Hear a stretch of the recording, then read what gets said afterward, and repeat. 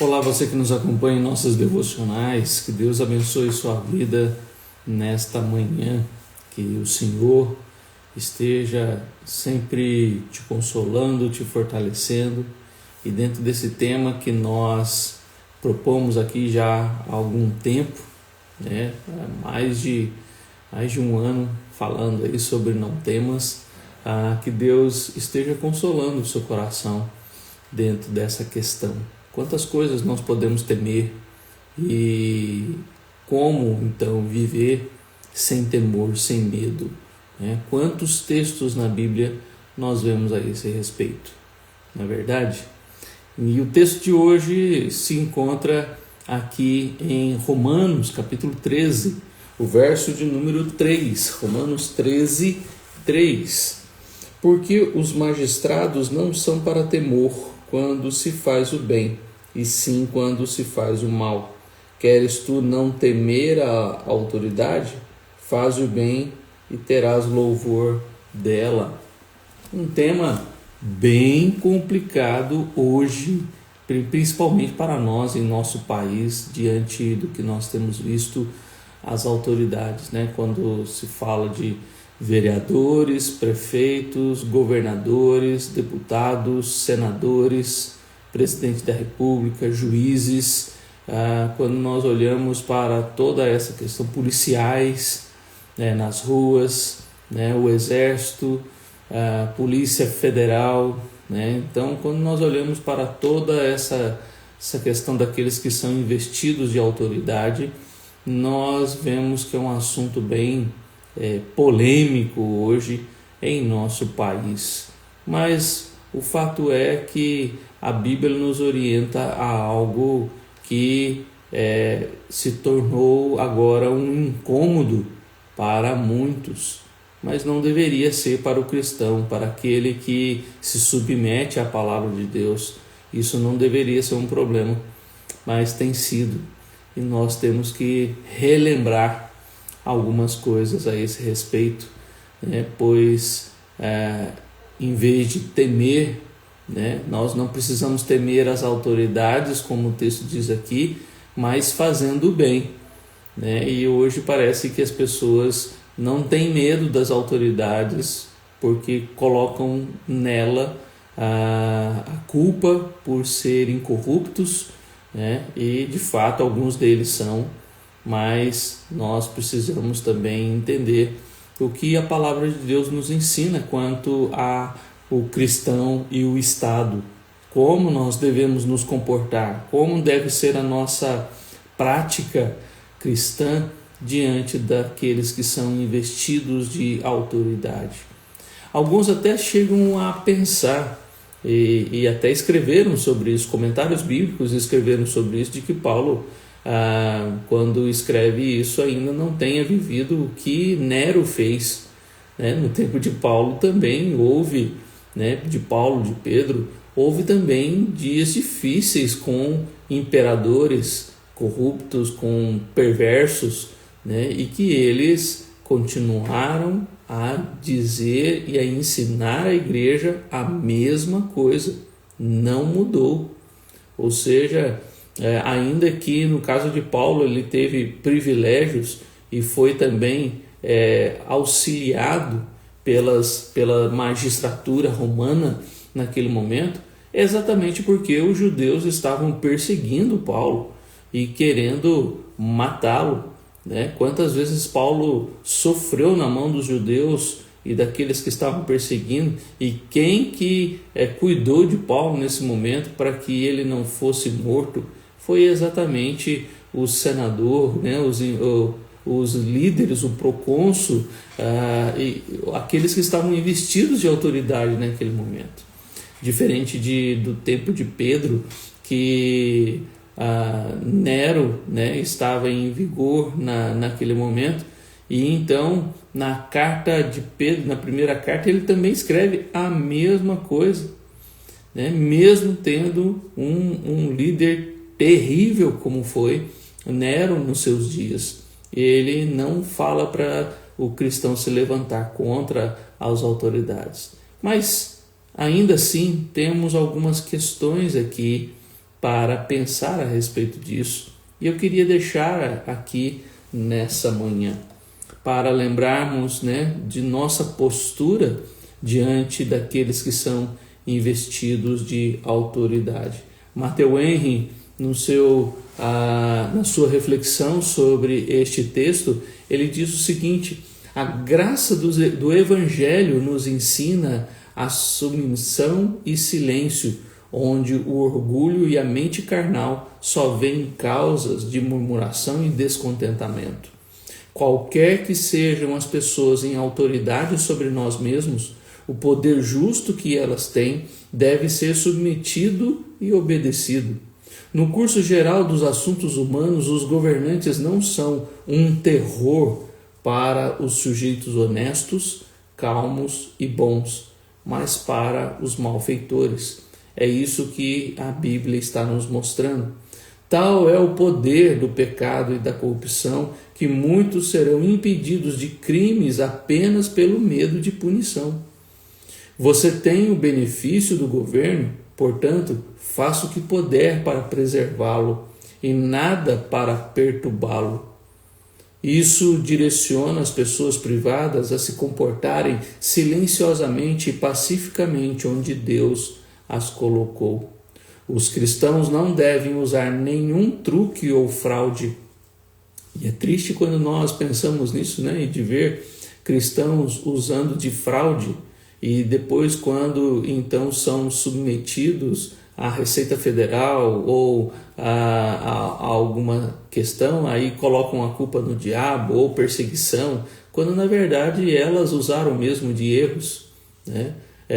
Conheci um caso em que um irmão, ali inocente, mas também levado pelas circunstâncias num tempo em que ele ainda não era cristão, ele então comprou a sua CNH. Ele não fez o teste, e acabou ali adquirindo de uma forma ilícita, usou de fraude.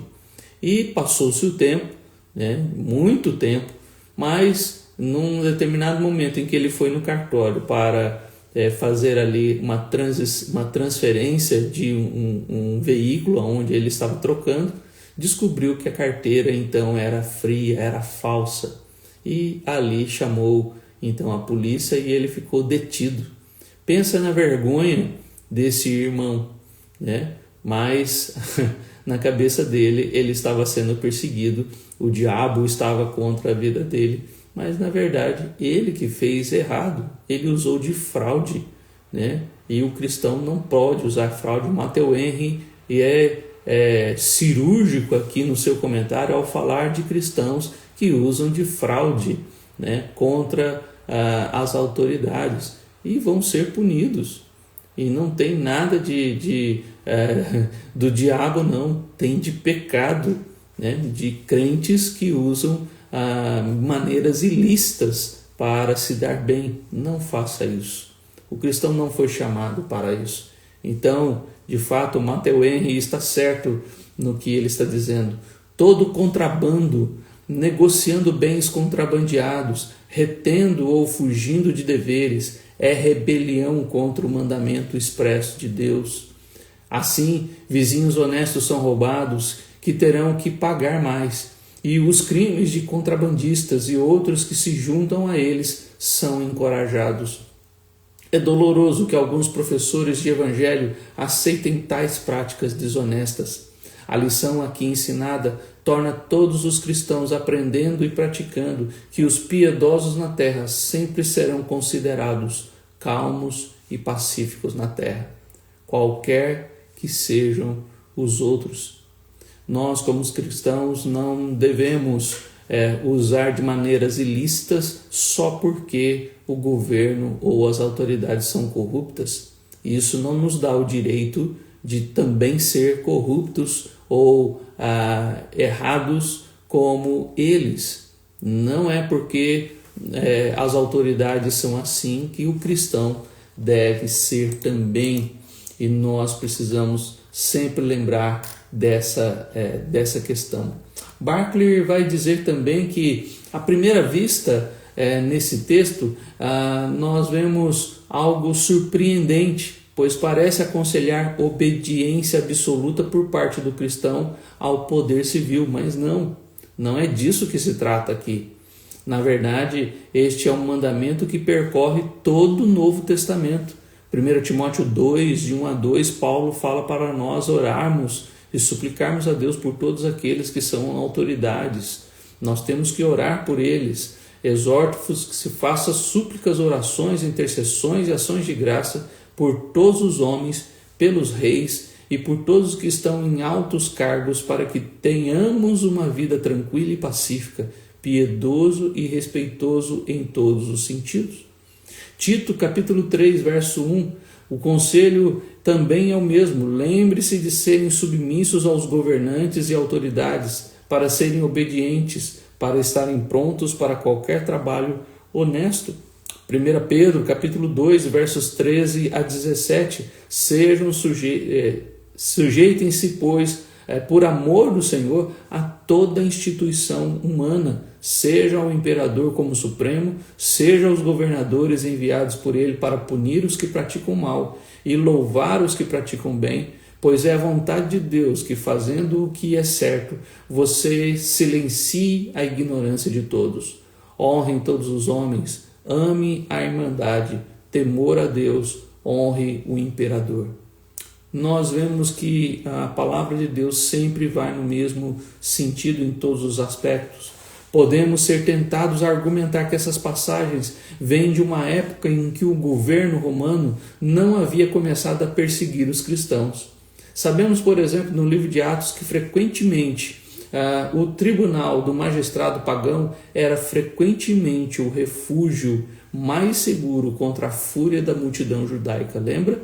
Se você ler o livro de Atos, Paulo foi livre várias vezes dos judeus que estavam ali se levantando contra ele. Ele foi livre pelo império, né? Foi os magistrados que livraram Paulo naquele momento da fúria da multidão. Vez após vez, vemos Paulo recebendo proteção nas mãos da imparcial justiça romana. Mas o interessante e significativo é que muitos anos e mesmo séculos depois, quando a perseguição começou a se intensificar, os cristãos eram considerados fora da lei. Os líderes cristãos estavam dizendo exatamente a mesma coisa.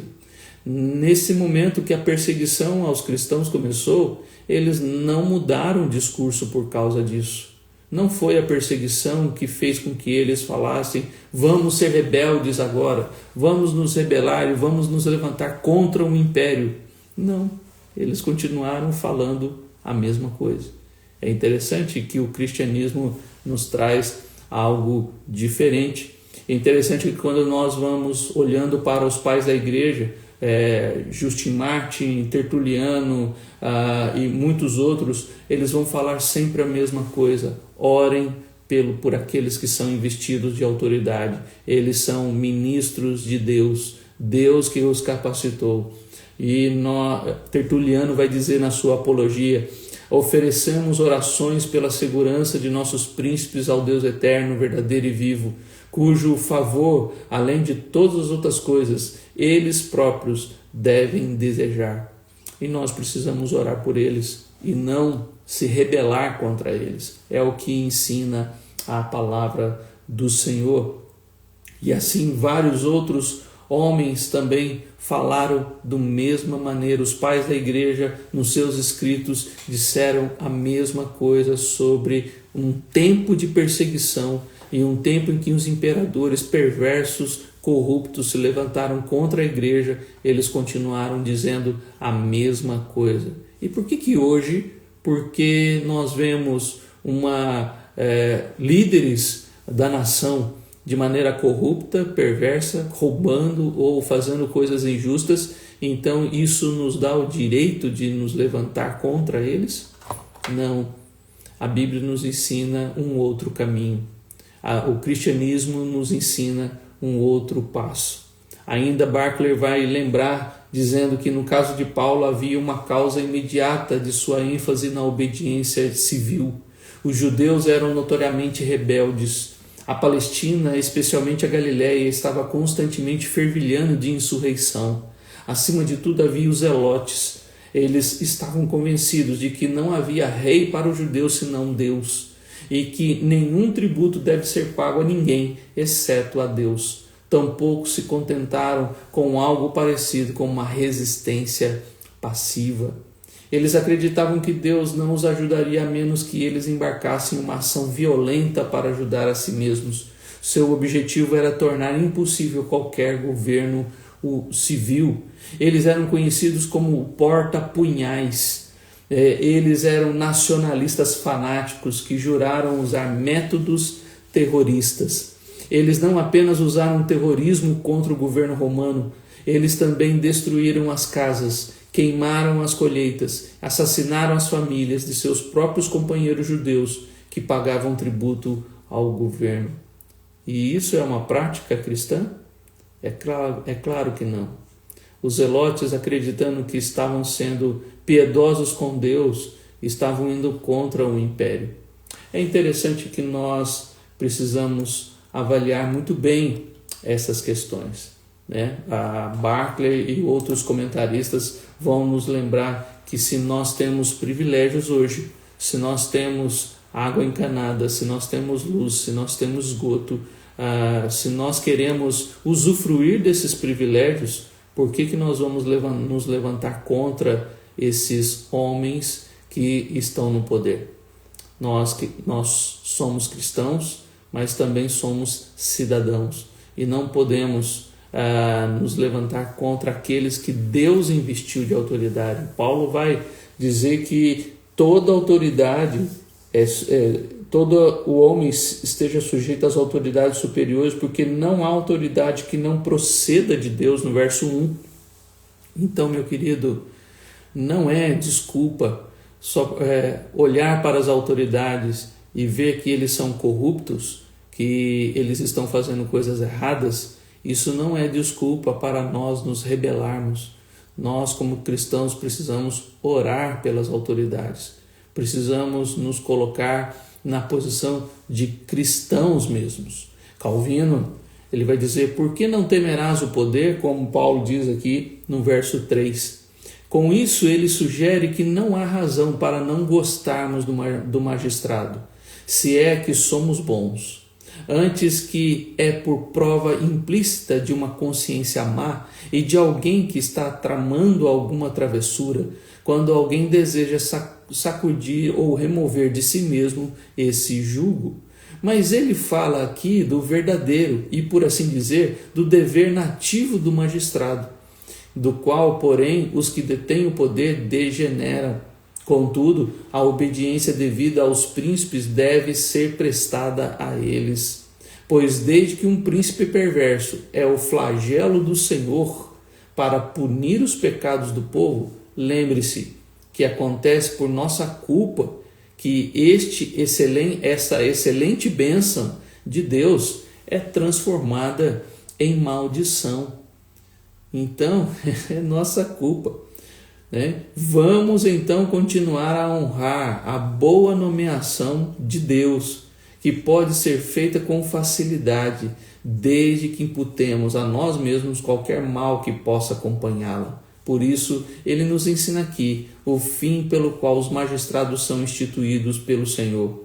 Os felizes efeitos que sempre apareceriam não eram tão nobres e salutares que uma instituição desfigurava a nossa culpa. Ao mesmo tempo, os príncipes nunca até agora abusam do seu poder, perseguindo os bons e inocentes, que não retêm em sua tirania algum tipo de governo justo. Então, não pode haver tirania que, em algum aspecto, não ajude a consolidar a sociedade dos homens. Calvino pensava nesse aspecto, e assim ele conclui dizendo que aqui há duas coisas que até os filósofos consideravam parte de uma administração bem ordenada de uma comunidade, que há recompensa para o bem e punição para os ímpios. E nós precisamos estar atentos com relação a tudo isso. Então, meu querido, É dever nosso como cristão e também como cidadão, né? Orar pelas autoridades, honrá-los e não temê-los. Não há por que temer se estamos fazendo bem, se estamos fazendo o que é certo, se estamos fazendo não só o que Paulo diz aqui em Romanos 13, mas o que Pedro também diz no capítulo 2, a partir do verso 13 em diante. Se estamos cumprindo a vontade de Deus, fazendo o bem, e se mesmo fazendo o bem sofremos o mal, né? Pedro vai dizer que é a graça do Senhor. Como nós precisamos aprender sobre isso? Pois hoje talvez não tenhamos temor das autoridades, mas ódio e rancor e revolta diante de tudo que nós estamos vendo. Mas será que isso também não está errado? Enquanto no tempo de Paulo as pessoas tinham medo do que o império poderia fazer com eles, Paulo está dizendo que não precisa ter medo. Se vocês fizerem o que é bom, se vocês fizerem o bem, não há por que temer. Fiquem tranquilos, fiquem em paz. Então que Deus abençoe sua vida. E diante das autoridades, lembre do que Deus espera de você diante deles. Lembre do que Deus espera da sua vida. Se você está fazendo bem, não há o que temer.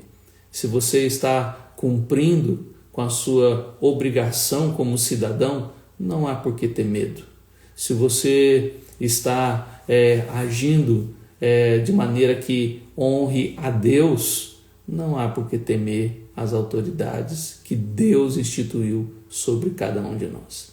Que Deus te abençoe nesse dia e que você não tenha medo, né, de tudo que eles podem fazer, porque se você está agindo corretamente, então Deus irá te honrá-lo e abençoá-lo.